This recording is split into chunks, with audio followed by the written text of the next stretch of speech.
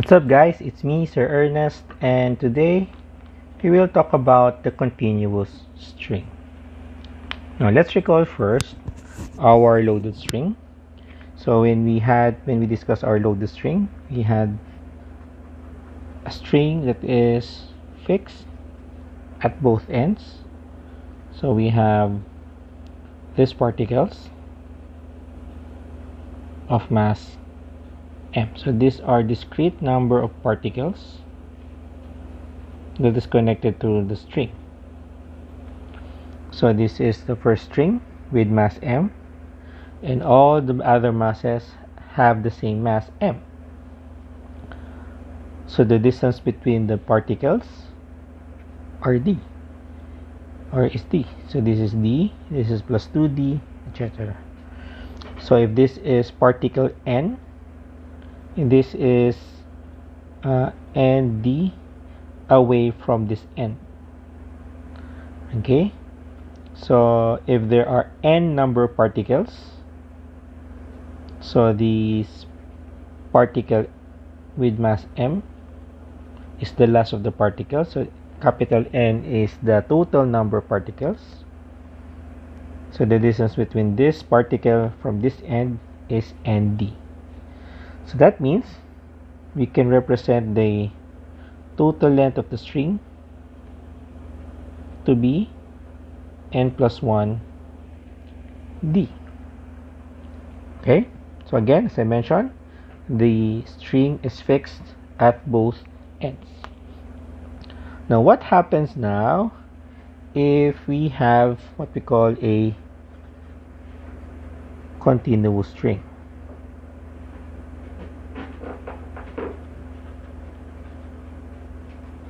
So if we have a continuous string, that means the total number of particles n is very many, and it should approach to infinity. So because of this, the consideration that we discussed earlier for a loaded string of discrete number of particles should also be changed a bit.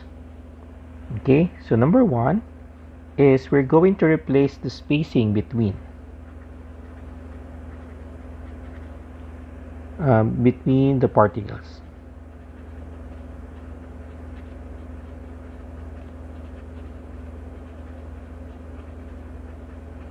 Okay, so when we say we replace the spacing between particles, so that means we're going to replace how we represent the spacing.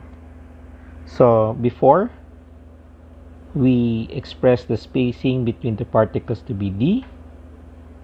This time we're going to replace it with delta x. And because, as I mentioned earlier, that the number of particles approaches infinity, okay, this tells us that the distance between the particles approaches 0. And that means very small. Next, number 2, linear mass density. Okay, so if the linear mass density is said to be constant for a loaded string, this is equal to the total mass m divided by the total length. So this is for a loaded string. Okay, so if we have n number of particles with each particle weighing m kilograms, or m, capital M, which is the total mass, will be equal to capital N times m divided by L. So again, this is for a loaded string. Okay, since the length is equal to this, and because n approaches infinity, our length for a continuous string, which is originally equal to n plus 1 delta x should also be equal to n times delta x. Just remember that n approaches infinity. So if you add one particle, that will be negligible to the amount of number of particles per n. So that means the density of the string for this continuous string would be equal to capital M over n delta x.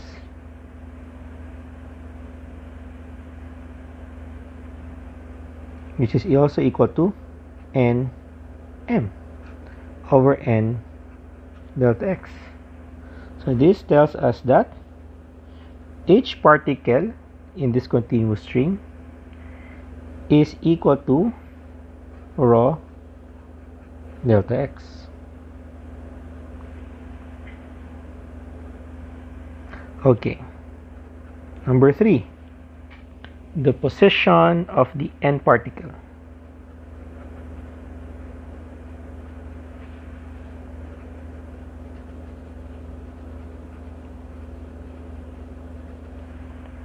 Okay, so before, because our positions, our particle, the number of particle is discrete. Okay, before, now we have a continuous string, so that means the position of the particle becomes continuous again. So in this case, we're going to use the variable x. So the variable x is the position of the n particle, and this is equal to n delta x. So therefore, the position of the adjacent particles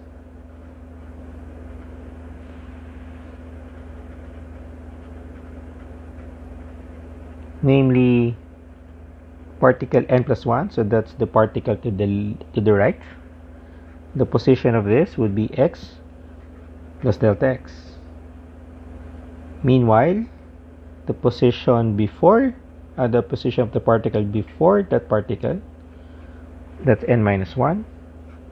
The position will be x minus delta x. Number 4, the vertical displacement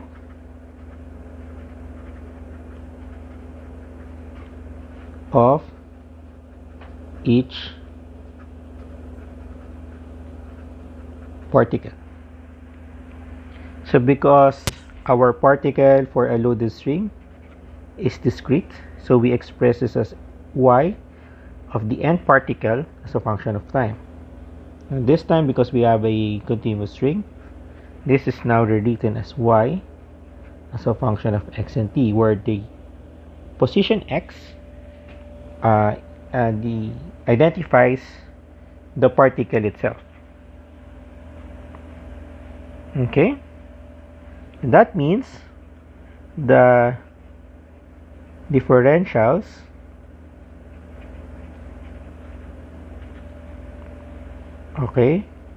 becomes partial derivatives. So in this case, the acceleration for a loaded string, which is y double dot function of time, this is now written as partial derivative of y with respect to time. So we use a partial derivative because y is both a function of x and t. Now, if you're going to recall the equation of motion,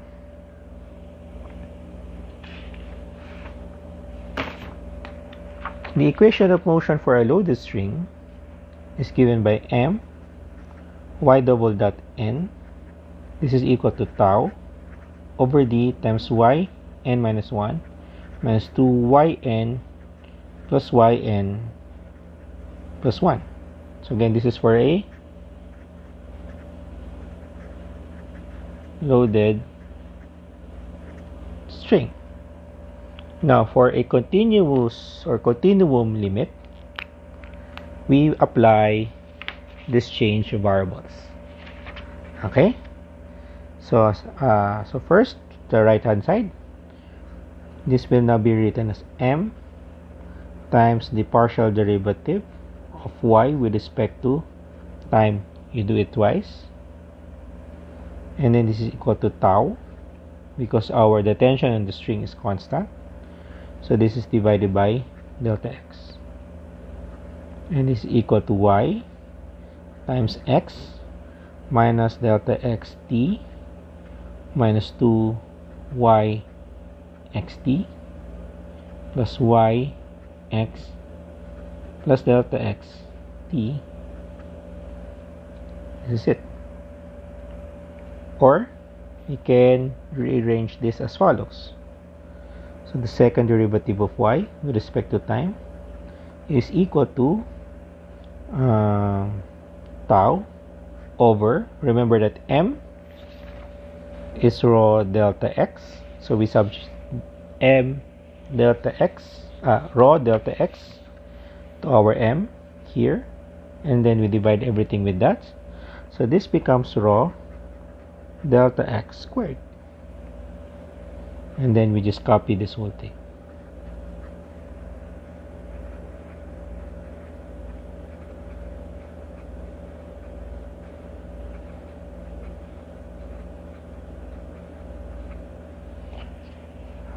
Okay.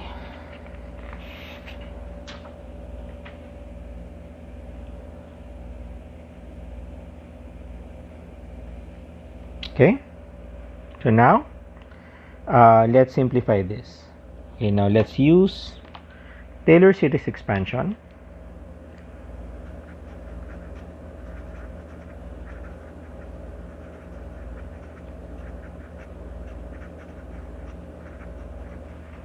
For this term and this term. Okay, so let's do that. We know that for y, x plus delta x t, so we're looking for this one,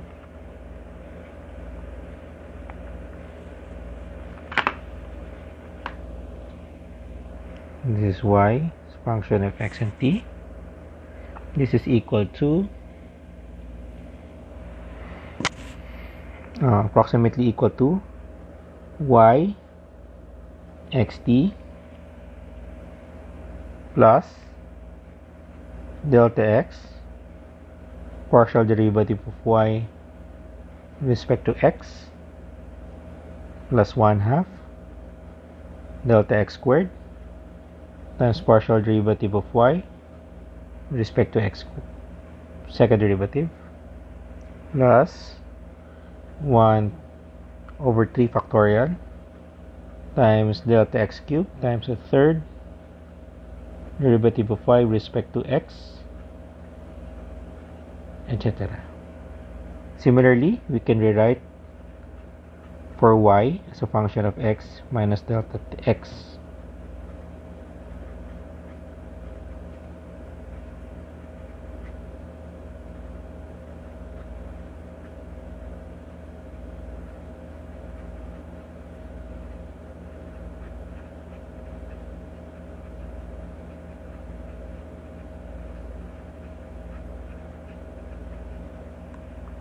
Okay, since delta x is very small, so naturally we can cancel at least this third term individually. Of course we can do it here, but if that's the case, we'll just arrive with a trivial solution. So for our non-trivial solution, let me show you what happens. Okay, now this equation will be substituted here, and this equation will be substituted here.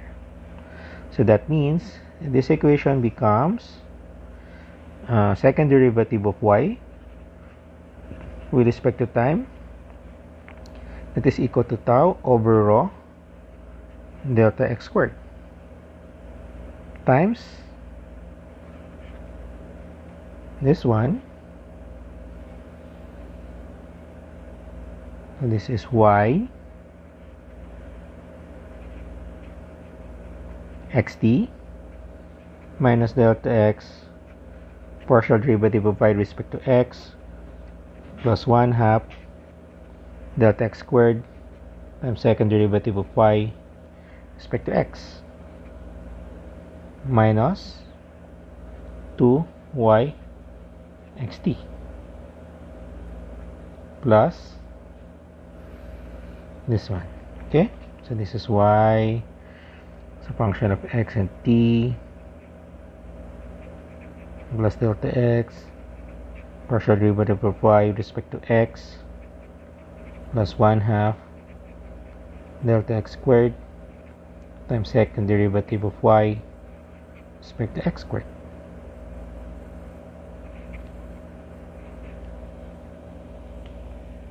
Okay, so you will notice here that this and this will cancel. This and this, when you add them, that will be 2y. Then you subtract it with 2y, so that is 0. And then this and this will just be combined to delta x squared second derivative of y with respect to x. And then you this is 1/2 plus 1/2, so that's 1. And then you multiply it here. So now we end up with second derivative of y with respect to time, and this is equal to tau over rho times second derivative of y with respect to x. Now let's investigate this term. Okay, now let's look at the units, for example. So tau is the tension, so the unit is Newton or kilogram meter per second squared, right? Meanwhile, rho is your linear mass density, so this is kilogram per meter, which is simplified to be meter squared per second squared, which is actually a square of a velocity.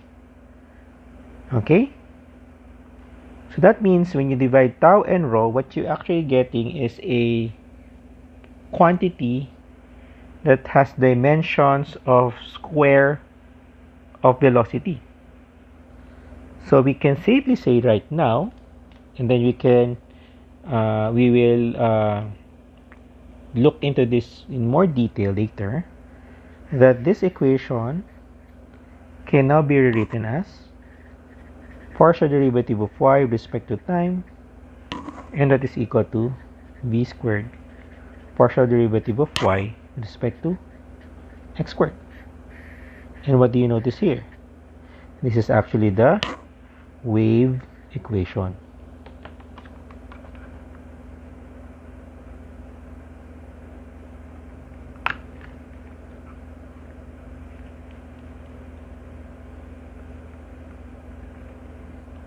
Okay, so this is your wave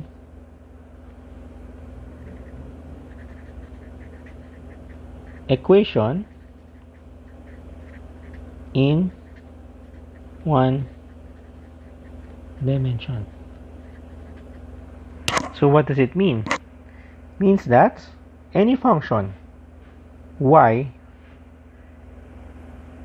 that you put it here and it satisfies this equation, you can safely say that that equation can be used as a wave or acts as a wave with velocity equal to square root of tension over rho. In fact, as you learned in your general physics classes, that square root of tau over rho, the square root of tension over the linear mass density. So the more familiar form is T over mu. That is actually this equation of our string. Equation of wave or mechanical wave on a string. Okay, so in this video, what we showed you is from the loaded string that we discussed last week, and then we use the continuum limit to that loaded string where the total number of particles approaches infinity. Okay, we were able to derive the wave equation. Amazing, right? So in the next video, we're going to look into the general solution to the wave equation. Okay, so for the meantime, I hope you learned something today, and I'll see you guys in the next video. Bye bye.